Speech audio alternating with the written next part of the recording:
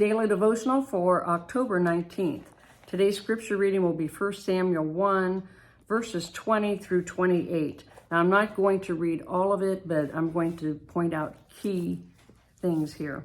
So, verse 20. So it came to pass in the process of time that Hannah conceived and bore a son and called his name Samuel, saying, because I have asked for him from the Lord.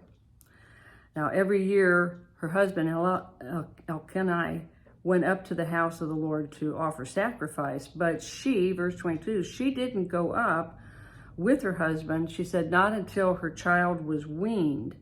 Then I will take him, that he may appear before the Lord and remain there forever. So she knew if she took him, she would have to leave him. So she wasn't going to.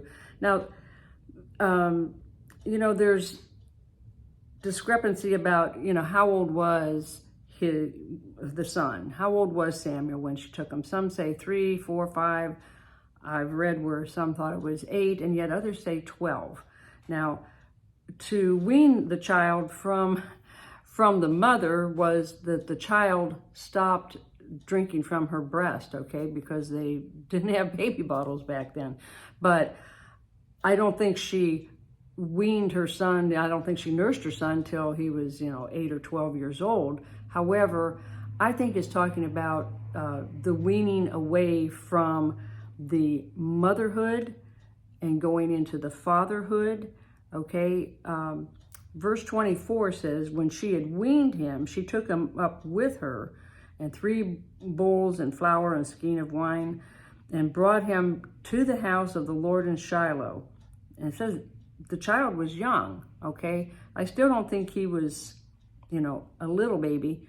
He had things to do. And the mother, we need to be brought up by the milk of the word and then the meat of the word, okay? And I really think that's what it's referring to. So I tend to think he's maybe 8 years old, 6, 8 years old. So, okay, now verse 27. Well, verse 26, she is up there to see Eli now and to offer, they offer sacrifice, and she gives her son. That's the greatest sacrifice. And she said, oh, my Lord, as your soul lives, my Lord, I am the woman who stood by you here praying to the Lord. For this child I prayed, and the Lord granted me my petition, which I asked of him. And verse 28, therefore I also have lent him to the Lord. She granted him to the Lord. As long as he lives, and he shall be lent to the Lord. So they worship the Lord there.